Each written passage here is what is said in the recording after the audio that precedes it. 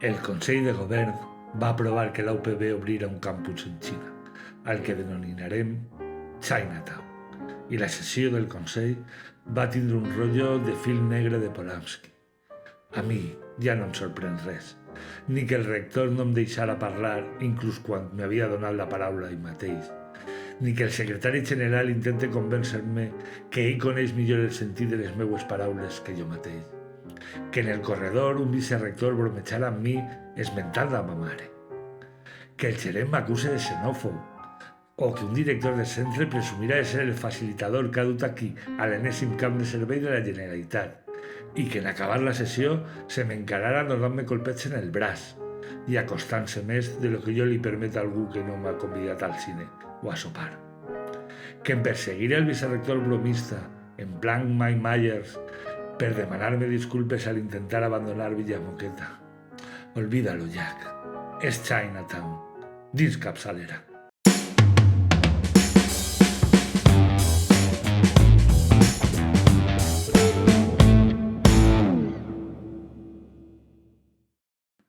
Si només saps del campus de Hangzhou allò que has llegit al diari o el que t'ha dit el vicerrector de propaganda, no és d'estranyar que estigues perdut.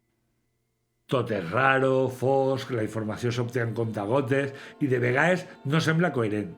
Així que vos trataré de fer un resum d'allò que jo sé. Érase una vez, en la llunyana Xina, la província de Zhejiang, la qual tenia, d'una banda, 1.300 milions d'euros gastadors, 1,3 bilions si comptes com els yanquis o l'equip rectoral, i d'altra banda una ciutat que es deia Hangzhou, en la qual hi havia una universitat que es deia Beiyang, però que anem a dir-li Boa per les seues sigles. I Zhejiang s'ha dit, per què no fem un campus internacional en la Boa amb la millor politècnica de l'avinguda de Taronja? I ens fiquen 2.000 metres quadrats d'instal·lacions de primer nivell, garanties de cobrir-nos almenys les taxes que imposa la Generalitat, la possibilitat de que els nostres estudiants obtinguen títols xinesos i facin pràctiques en TikTok o Alibaba. Beques, allotjaments, cobreixen el 70% de la docència, però ens donen el 50% dels beneficis, que el vicerrector calcula que poden ser 2 milions d'euros. A canvi, només tindrem que enviar a 44 professors o professores durant un mes i mig a l'any, donar als estudiants xinesos títols vàlids a la Unió Europea, netejar la imatge de Xina com a estat totalitari que no respecta els drets humans i tal vegada mirar a l'altre costat si ens espien un poquet en projectes estratègics. Ni tan mal. O el vicerrector ha trobat aquest campus en buscunchollo.com o tot és massa bo per a ser veritat.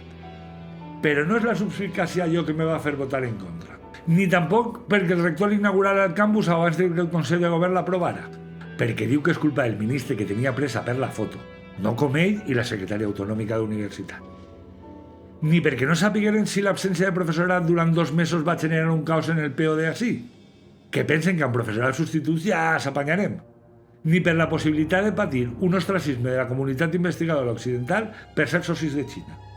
Ni perquè no hagin calculat la petjada de carbono que anem a provocar, quan s'ho varen fer per censurar els correus del sindicat.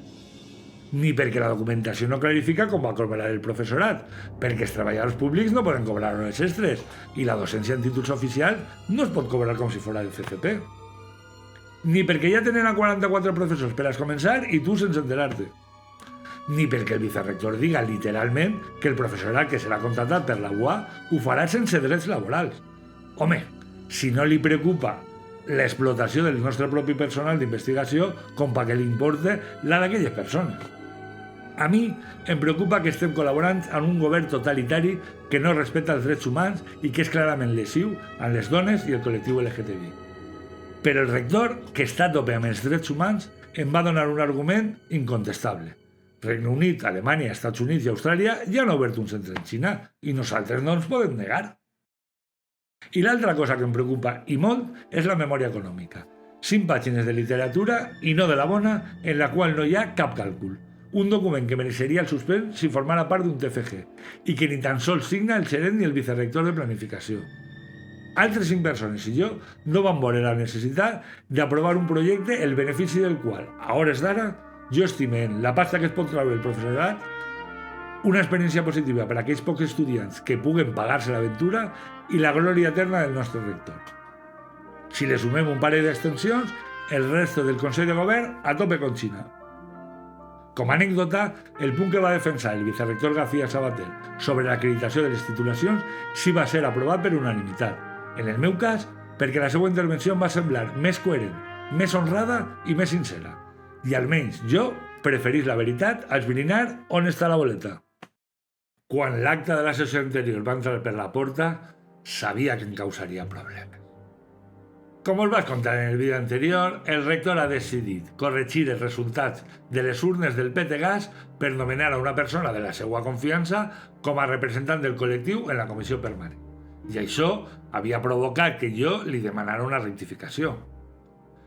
Però en l'acte només estaven les meues paraules que no deixaven mal al rector i res de la recta que era on estava el sentit de la meva intervenció. Jo havia presentat una esmena per a que l'acte s'ajustara a les meues paraules que tenien sentit en la meva intervenció, però el secretari general va decidir que estava bé com estava. I com jo vaig insistir, va acabar llegint la seva redacció, a l'esquerra de la vostra imatge i la meua a la dreta. Podeu pausar el vídeo i llegir-lo en calma, com un huevo a una castanya.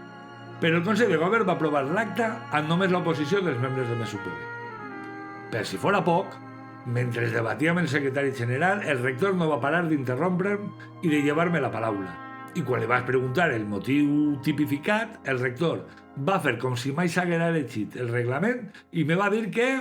patates. Iván Gallego, en un to molt tranquil, va reclamar que respectaré les opinions contràries, que en la sessió anterior ahir el rector també l'havia interrompit constantment i inclús l'havia qualificat de tonteries la seva intervenció. El rector va interrompre per a dir que no era cert i quan li van recordar que estava gravat va dir entredent: «Pues si està grabado, estupendo, serien tonteries». Així va ser com el rector va perdre una fantàstica oportunitat d'estar a l'alçada del seu càrrec. Com en les bones pel·lícules, el torn obert de paraula, eixe que el rector no vos deixa veure, va dur un gir de guió inesperat. Li havia preguntat al gerent per l'enèsima arribada de personal de la Generalitat, a un lloc de cap de servei que, fins al dia d'abans de ser cobert, no existia cap necessitat de cobrir-lo. En esta ocasió, una persona que fins al 30 de setembre era subsecretari de Presidència de Mazón, acaba de ser nomenada cap de servei de gestió econòmica, tot i que si llitges el seu currículum, que era públic per ser un alt càrrec de la Generalitat, sembla que els adocs no són lo seu. Li vaig demanar que confirmara o desmentira la rumorologia de que venia en una edat propera a la de jubilació i que s'anava a instal·lar al campus d'Alcoi perquè li venia més prou de sa casa. El gerent diu que ell mai no mira d'on ve la gent ni què opina, sinó més bé tot el contrari, que jo no sé què significa i crec que ell tampoc. Però en un debat, si lo dices con soltura, suena talentoso. Que esta persona està en adscripció provisional, que ja vos dic jo que l'ESTEP està recorregent el nomenament. Diu que aquesta persona té una amplíssima experiència que jo no dubte. I em paregué que insinuava que no anava a dur la gestió econòmica, diga el que diga el nostre directori de personal, sinó que ja veurem. Vamos, que no me sap dir el que va fer. Però allò que veritablement li preocupa al gerent, que pateix molt per mi, és la meua xenofòbia amb les persones que venen de la Generalitat a colonitzar-nos. I aquí podia haver acabat tot, però de repente el director de l'escola d'Alcoi va demanar la paraula i no creeràs lo que passó a continuació. Diu que és ell qui coneix personal i perfectament el nou company, i des de fa moltíssims anys. I aprofitant que estava buscant treball perquè havia deixat la Generalitat, ell li va dir al rector que si el fitxaven. El director, que sempre sembla reticent a que el petegàs del campus d'Alcoi teletreballe, ara defensa sense rubor que aquest senyor pot dirigir des d'Alcoi un servei que està a vera. Que aquest home no ha anat a Alcoi a furtar-li la plaça a ningú. Que a ell sí que li costa que algú li ha furtat la plaça en el passat a algun company o companya d'Alcoi. Fixeu-vos, que jo que sóc delegat sindical no sabia que se podia furtar a un funcionari una plaça que té en propietat. Però si li costa al director... També diu que aquest senyor treballa 11 hores i mitja al dia en un treball que ells, no sé qui, li donen. I el rector va acabar concloent que és una persona excepcional que li sembla lleig els assenyalaments públics. Serà veritat que jo sóc xenòfob i classista amb les persones que tenen consolidat un nivell 30? Són un sector vulnerable i jo no soc sensible a les seues necessitats? El Reial Decret corresponent diu que totes les empreses han de tindre un pla d'autoprotecció davant possibles situacions d'emergència en un únic document. Per a la millor Politècnica d'Espanya, tindre només un document ens sembla de pobres o de literaris. I quan la Inspecció de Treball requerís a la UPB perquè unifique els dos documents que existissin, perquè creaven contradiccions sobre qui ha de decidir si un campus es tanca, va el vicerector Guillén i crea un tercer. Aquest tercer document, que va ser aprovat en la sessió, li dona el mando únic al rector i els seus xics, perquè, per casualitat, actualment només hi ha 2 dones de 13 membres. Ells decidiran, en cas d'evacuació d'emergència, que el PTGAS i el PEI es queden mentre l'estudiantat i el PDI se'n van. Perdó, un lapsus. Ells decidiran en quin ordre s'ha d'evacuar el campus.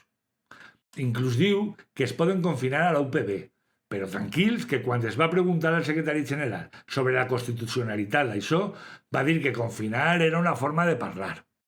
El punt va tindre prou oposició, però es va aprovar. El vicerector Guillem, en el seu habitual to campechano, va dir que aquesta última dana tot ja havia funcionat bé, per la qual cosa la meva pregunta era evident, que potser l'any passat no va funcionar tot bé. I el rector, pel que siga, no li va agradar la meva pregunta i no va deixar al vicerector que la responguera. Més tard, algú em va dir, com en la pel·lícula, que cap de les meues preguntes són innocents. I a més de tot això, es va aprovar una normativa de professorat emèrit, que passa a ser una distinció vitalícia amb un contracte inicial de 3 anys prorrogable fins als 6. Designarem a un esportista d'honor i a 2 doctors honoris causa, Miquel Roca i Cristina Garmendia, a la qual jo li vaig votar en contra perquè és la presidenta del grup Mediaset, eixe que programa fem en la televisió. El rector va presentar el calendari del Consell de Govern per a 2026, que té menys sessions que els anys anteriors. Vàries persones opinen que hi ha menys sessions perquè el rector té por a debatre amb els nous consellers i conselleres, que segur que no, però projecta una imatge de feblesa que no li ve molt bé a la UPB. Hem renunciat a una herència perquè significava massa contrapartides. Es van aprovar diverses memòries de verificació i algunes modificacions substancials de títols oficials. Es va prorrogar a 4 professors i a una professora la condició de professorat emèrit. Després, el vicerector Coll es va fer un informe de les empreses spin-off de la UPB i el vicerector Conejero un sobre la matrícula d'aquest curs. I com està quedant llarg el vídeo, fins així.